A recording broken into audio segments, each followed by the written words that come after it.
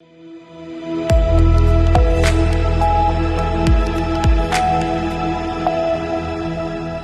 के बाद आप सभी का बहुत स्वागत है सी न्यूज़ भारत में। नमस्कार, मैं हूं रत्ना। वक्त हो गया महाराष्ट्र बुलेटिन का। बात होगी भंडारा की, जहां अवैध मुरुम माटी उत्खनन को लेकर गंभीर आरोप सामने आए हैं। साथ ही बात होगी हवेली की, जहां औता डेवाड़ी झील पर मेगा वृक्षारोपण और स्वच्छता अभियान चलाया गया है। ऐसी तमाम खबरों पर विस्तार से चर्चा करेंगे। भंडारा तहसील में अवैध मुरु माटी उत्खनन को लेकर गंभीर आरोप सामने आए हैं, जिसमें स्थानीय लोगों का कहना है कि मातोश्री पांदन सड़क योजना के नाम पर बड़े पैमाने पर उत्खनन किया जा रहा है और रॉयल्टी व परमिशन के नाम पर 1 लाख रुपए तक की मांग की जा रही है।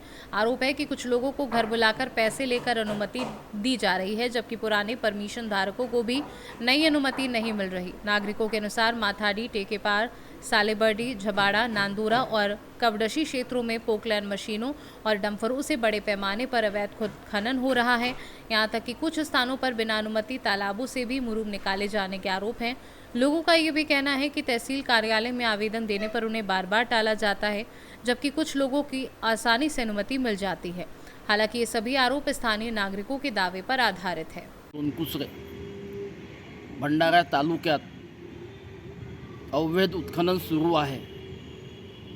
100 ब्रासला जेवढे रुपये लागतात तेवढे रुपये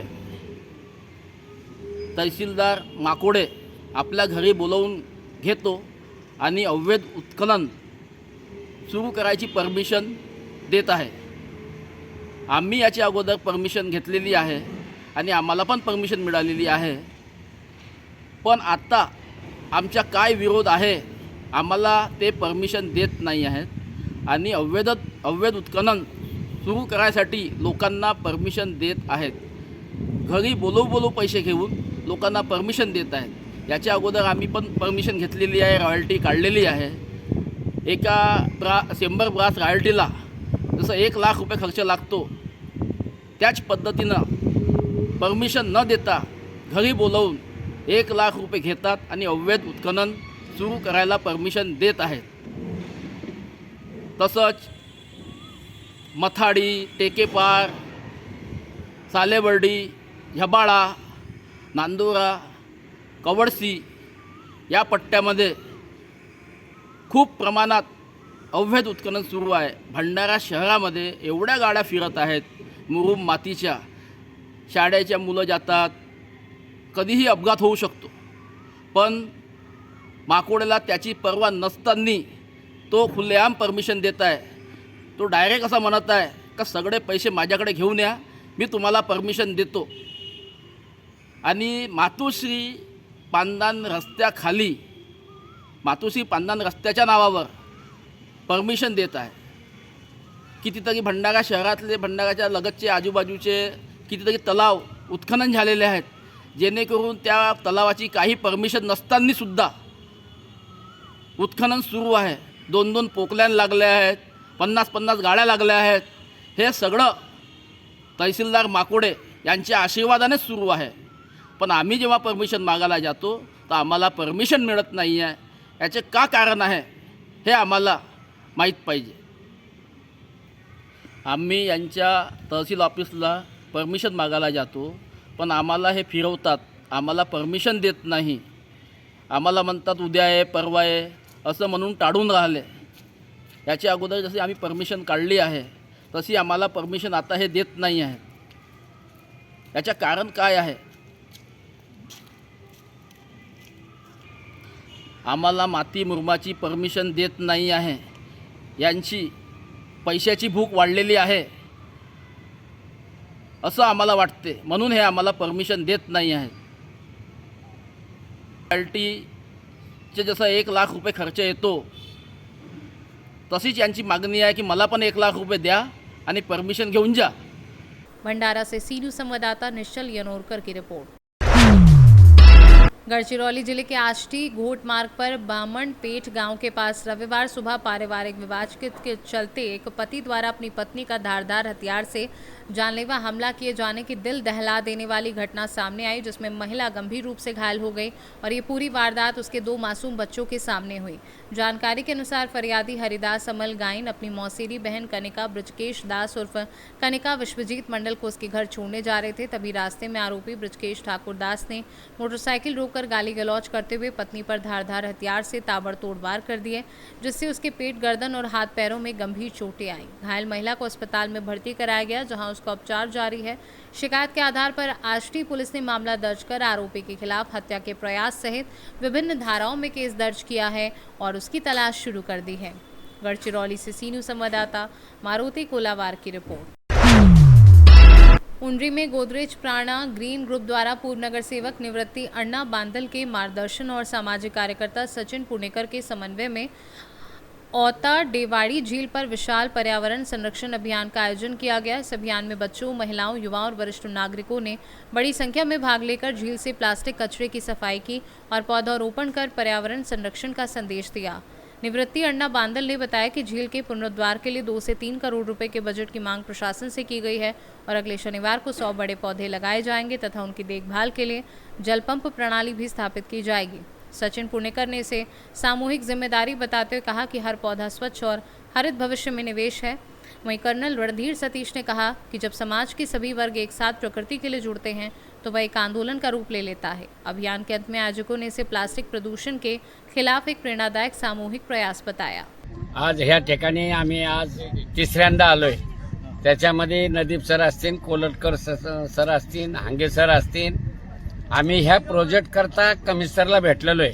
आता कमिशनरला घेऊन कलेक्टरला भेटून हा जो गाळ आहे, हे जे टेकड्या आहेत, ह्या सगळ्या खाली करून ह्या गोदरेज परिणामाच्या समोर त्यांच्या सोसायटीला नाही तर उंडरी गावाला याचा फायदा होईल अशा पद्धतीने आम्ही आता सध्या आमचा विचार करतोय।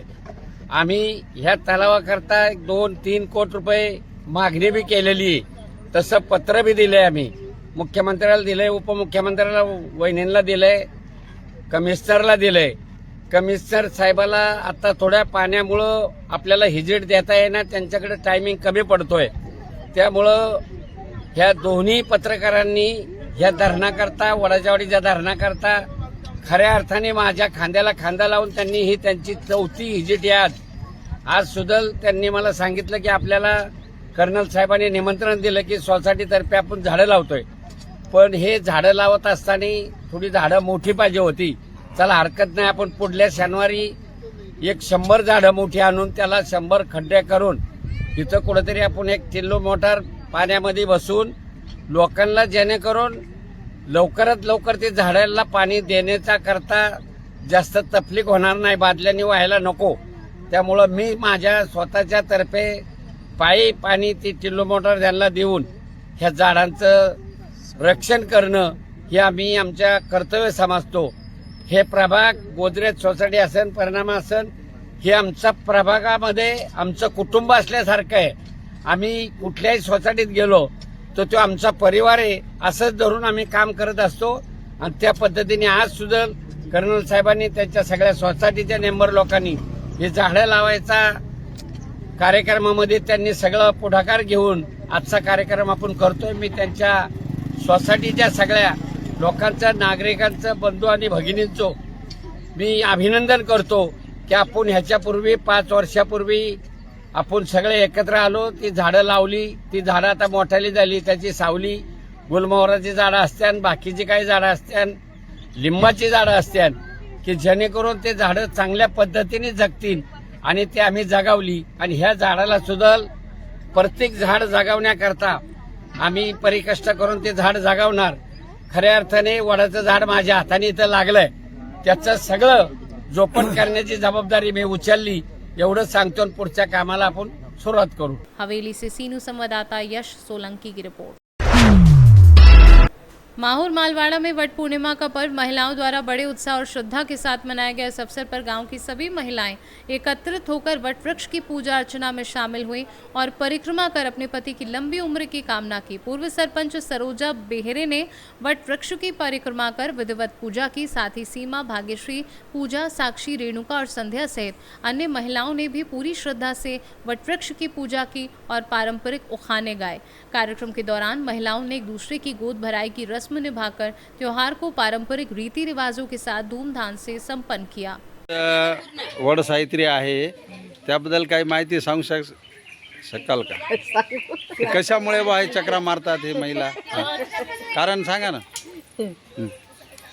आज वड सावित्री पौर्णिमा आहे. पतीसाठी व्रत केलं. सावित्रीबाईच्या पतीनं सावित्रीबाईनं पतीसाठी व्रत केलं यमाजवळून. हा म्हणजे सावित्रीचा पती यम घेऊन चालला होता. यम के सत्यवान सत्यवान हा मग तर ती सत्य ते सावित्री आहे ना ते यमाच्या मागे गेली आणि म्हणाली की माझा पती मला वापस कर. हा तर तिनं असं त्याच्या पिछ्यावरच गेली आणि त्या यमापासून पतीला वापस आणले. म्हणून आम्ही हा वड सावित्रीचा सण साजरा. म्हणजे तुमचा पती हमेशा यमदूता नेवाव नाही. जी भाषेत गवताला म्हणतात ग्रास. किशोररावांच्या संसारामध्ये मला नाही त्रास. असं पाहिजे. चला बढिया. नांदेड़ से सीनू संवाददाता गणेश खडसे की रिपोर्ट। महाराष्ट्र के बुल्ढाना जिले के नांदुरा बाईपास पर रविवार सुबह नागपुर से जलगांव खानदेश जा रही एक लग्जरी बस के अनियंत्रित होकर पलट जाने से बड़ा हादसा हो गया, जिसमें 5 से 6 यात्री घायल हो गए। हादसे के बाद मौके पर अफरा तफरी मच गई, जबकि स्थानीय लोगों और ओम साई फाउंडेशन की टीम ने राहत और बचाव कार्य कर घायलों को बाहर निकालकर नांदुरा के अस्पताल में भर्ती कराया। पुलिस ने मामले की जाँच शुरू कर दी और फिलहाल सभी घायलों की स्थिति खतरे से बाहर बताई जा रही है। बुल्ढाना महाराष्ट्र से सीनू संवाददाता सीमा संदीप सावजी की रिपोर्ट। श्री संचलातेश्वर प्राथमिक विद्यालय जिंतूर में भारतीय शिक्षा प्रसारक संस्था का अमृत महोत्सव और 75वां स्थापना दिवस उत्साहपूर्ण वातावरण में मनाया गया। कार्यक्रम की शुरुआत स्थानीय अध्यक्ष महालिंगप्पा कुरे द्वारा संस्था ध्वज फहराने से हुई, जिसके बाद विवेक मुक्कावार ने प्रस्तावना भाषण प्रस्तुत किया। मुख्य अतिथि केंद्रीय कार्यकारिणी सदस्य स्थानीय कार्यवाह रवि कुमार पेशकार ने संस्था की गौरवशाली यात्रा और शिक्षा के महत्व पर प्रकाश डाला। कार्यक्रम के अंत में मुख्य अध्यापिका सुमति भारती ने सभी अतिथियों, अभिभावकों और विद्यार्थियों का आभार व्यक्त किया। इस अवसर पर स्थानीय अध्यक्ष महालिंगप्पा कुर्रे, प्रमुख अतिथि और कार्यवाह रवि कुमार पेशकार, उपाध्यक्ष किरण जी वटमवार सहित अनेक गणमान्य व्यक्ति मौजूद थे। कार्यक्रम का सफल संचालन बाला साहेब ठोमरे ने किया, जबकि आभार प्रदर्शन मोनिका घोटके ने किया। कार्यक्रम की सफलता के लिए संस्कार केंद्र के शिक्षक शिवाजी सोमो से किरण नाइक, उषा खराबे ने अहम योगदान दिया। परभणी से सीनू संवाददाता रामकिशन ठोमरे की रिपोर्ट। जिंतूर में वॉइस ऑफ मीडिया द्वारा मुख्यमंत्री देवेंद्र फडणवीस के नाम तहसीलदार शीतल कचवे के माध्यम से ज्ञापन सौंपकर पत्रकारों के अपमान के खिलाफ कार्रवाई की मांग की गई। ज्ञापन में आरोप लगाया गया कि शिवसेना के सांसद संजय दीना पाटिल द्वारा एक पत्रकार पर की गई कथित आपत्तिजनक टिप्पणी से राज्य भर के पत्रकारों में आक्रोश है। इसमें कहा गया कि पत्रकार लोकतंत्र के चौथे स्तंभ के रूप में जनहित की जानकारी जनता तक पहुंचाने का कार्य करते हैं। ऐसे में उनका अपमान अभिव्यक्ति की स्वतंत्रता पर चोट है। संगठन ने मांग की है कि मामले की जांच कर संबंधित सांसद से माफी मंगवाई जाए। पत्रकारों की सुरक्षा और सम्मान सुनिश्चित करने के लिए सरकार स्पष्ट नीति बनाए और भविष्य में ऐसे मामलों पर सख्त कार्रवाई की जाए। इस ज्ञापन पर महाराष्ट्र राज्य कार्याध्यक्ष विजय चोरनिया, वरिष्ठ पत्रकार राजा भाव नगरकर, मनचक्कराव देशमुख सहित अन्य पत्रकारों के हस्ताक्षर किए। परभणी से सीनू संवाददाता रामकिशन ठोमरे की रिपोर्ट। खबर परभणी से है, जहां उद्धव ठाकरे ने कहा कि राज्य के सांसदों ने विकास फंड का सही उपयोग नहीं किया और जनता की सेवा में विफल रहने के बावजूद कुछ सांसद निजी लाभ के लिए दल बदल रहे हैं। उन्होंने आरोप लगाया कि ऑपरेशन टाइगर के तहत यूबीटी गुट के 6 सांसदों ने शिंदे गुट का दामन थामा है, जिसे उन्होंने जनता के साथ धोखा बताया। ठाकरे ने कहा कि उनके पास सांसदों की गतिविधियों और कार्यों का पूरा रिकॉर्ड है और समय आने पर इसका जवाब दिया जाएगा। उन्होंने राज्य में बढ़ती अस्थिरता, पेपर लीक जैसी घटनाओं और किसानों के मुद्दे को लेकर भी सरकार पर निशाना साधा और महायुति सरकार पर जातिवाद को बढ़ावा देने का आरोप लगाया। साथ ही उन्होंने भरोसा जताया कि परभणी की जनता ऐसे सांसदों को चुनाव में करारा जवाब देगी। इस मौके पर सांसद अनिल देसाई, अरविंद सावंत और संजय राउत अन्य लोग शामिल रहे। परभणी से सीनू संवाददाता शांतिलाल शर्मा की रिपोर्ट। बुलेटिन में फिलहाल इतना ही। देश और दुनिया की तमाम बड़ी खबरों के लिए देखते रहिए सी न्यूज़ भारत।